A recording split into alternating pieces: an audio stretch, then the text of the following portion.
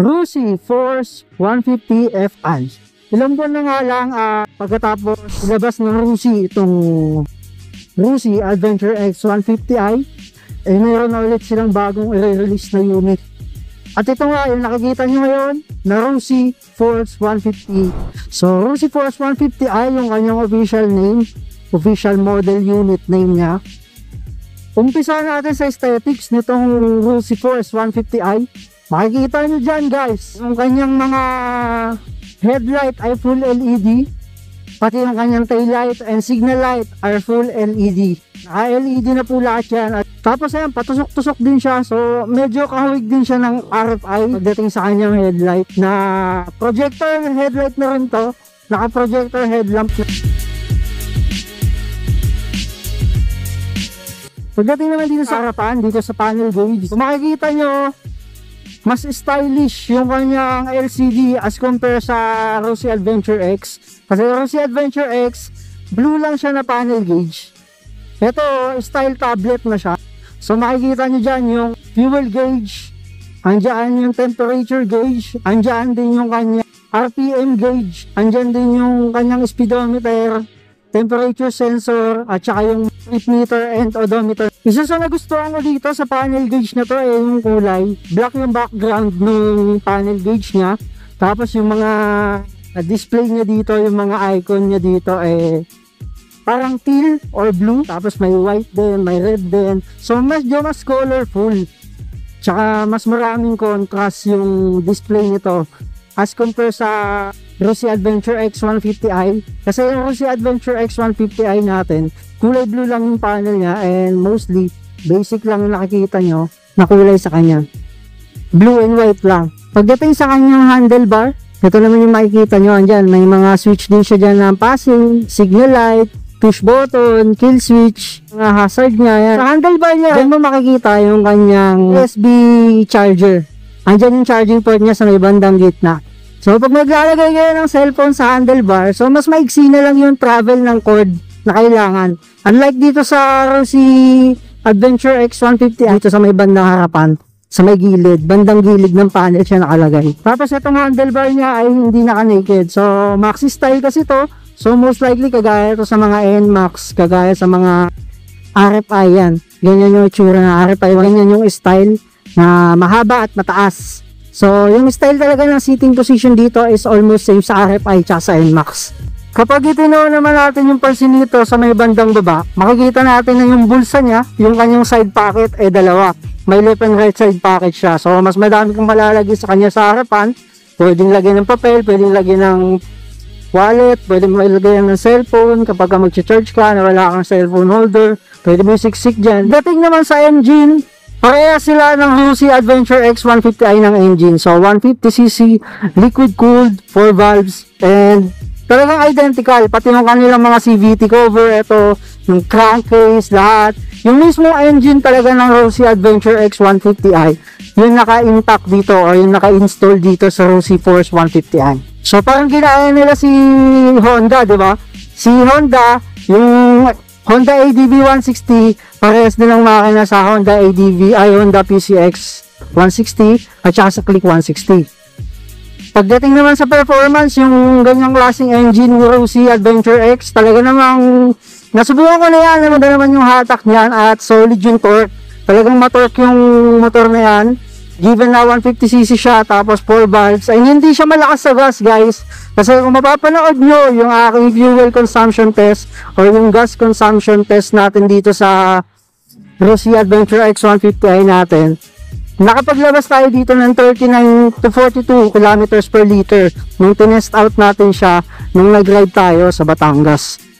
Pagdating naman sa mga pyesa niyan, kung Rusi Adventure X 150i mismo, yung kanyang engine, which is galing din kay Sir Baymoto. Si Baymoto na rin mismo nagsabi na yung kanyang engine, itong engine ng Rusi Force 150i is identical or parehas na parehas. Ito mismo yung makina na ginamit sa Rusi Adventure X 150i. I used to buy kasi 150 na tapos FI. So ayon sa mga taga rito bay, yung makina nito ay same lang din yung sa Adventure X. Kaya okay. Magaling to. So with that said, ito yung kanyang pinaka-specs. Nakikita nyo sa screen, ito yung pinaka-specs ng mismong engine. Andyan yung max torque niya, andyan yung kanyang max RPM, andyan yung kanyang horsepower, andyan yung kanyang mga stroke, andyan yung kanyang lahat ng mga details about sa specs ng engine. Although pareha sila ng engine nitong Rusi Adventure X 150i, makikita nyo rito na mayroon silang medyo slight differences pagdating sa braking system. So, yung rear brakes nito ay parehas sa Rusi Adventure X 150i. Parehas din sa RFI 175, yung rear. Pero itong front, para siyang kagaya ng mga Brembo brakes na 4-pot. Yung mga pinangko-convert sa mga NMAX, pinangko-convert sa mga Aerox. Yung caliper niya sa harapan, parang pang Brembo yung style niya. Tapos, speaking of slight differences, yung pipe or itong exhaust niya, yung tambucho ng Rusi Force 150i, naka-stainless na siya na heat guard. As contrary dito sa ating Rusi Adventure X 150i na plastic lang yung heat guard, medyo mas may flare yung style ng kanya tambucho, itong Rusi Force 150i as compared dito sa ating Rusi Adventure X 150i. Hindi ko rin alam kung magkakaroon pa ng ibang kulay dito na ilalabas si Rusi, pero as of now, ang pinakita nilang kulay as demo unit is pula. Kulay red to. Red or maroon, hindi ko alam kung anong pagka-red nito, pero ayan. Kitang-kita nyo naman na kulay pula yung kanya base color.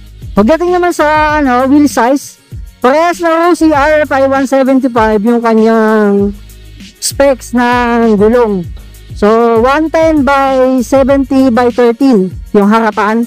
Yung likod naman is 130 by 70 by 13. So, naka 13 parehas yung mags nitong Rusi Force 150i as compared dito sa Rusi Adventure X 150i natin na 14 yung harap, 13 yung likod. Kasi nga, adventure scooter to, while yung Rusi Force 150 Fi naman or yung Rusi Force 150i naman is a maxi style scooter. Kagaya ni Rusi RFI, kagaya ni NMAX, yung mga ganyan. Pakinggan.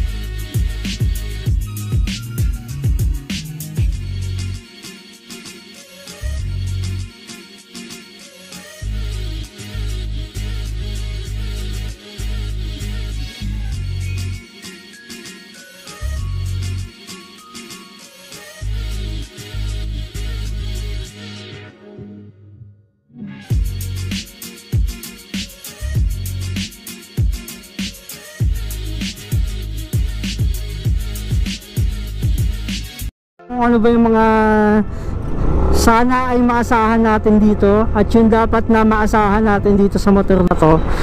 Para sa akin sana, yung mga minor issue nga nitong Rusi Adventure X 150i na nangyayari sa ibang mga owners, magmula sa simpleng mga maluluwag na mga tornilyo sa pag-assemble ng motor, yung mga tangke na nagluluwagan, yung mga langit-ngit na hindi mo maintindihan kung saan nanggagaling, tsaka yung mga iba-iba pang klase ng mga pagluwag or pag-alog ng mga parts, yung mga specific parts gaya na heat guard ng panel gauge, yan. Yung mga iba kasi user na experience ng ganyan eh. So far sa akin wala naman ako nararamdaman na ganyang experience. Pero sa nakikita ko sa community sa Rusi Adventure X 150i, kaya ang dami nila nakaka-experience ng ganong klaseng issue. So sana matake note ng Rusi or mapanood to ng kung sino mang tao sa Rusi para at least, di ba, pagdating ng panahon na mag-release sila ng isang version pa or sunod na batch ng Rusi Adventure X 150i or first batch nitong Rossi Force 150i, talagang solid na yung magiging user experience kasi ang ganda ng performance ng makina, ang ganda ng build quality ng motor. Kung makikita mo nga yung mga bakal niya, hindi mo aakalain yung Rossi to eh. Maganda yung build quality ng motor at saka parang hindi talaga siya Rossi kung wala lang siyang sticker, hindi mo mapagkakama ng Rossi eh. Kasi maganda yung itsura, maganda yung takbo, at the same time, maganda rin talaga yung mga build quality ng mga bakal. Yung mga ibang sinishare ko ng mga issue ng ibang mga owners, meron din silang mga issue na nararamdaman. So sana yung mga ganong issue marasolbahan na sa mga susunod na batch ng Adventure X 150i at saka sa mga first batch nitong darating na motor ng Rossi na Rossi Force 150i, na kahit yung mga minor issue sana hindi na sila maulit.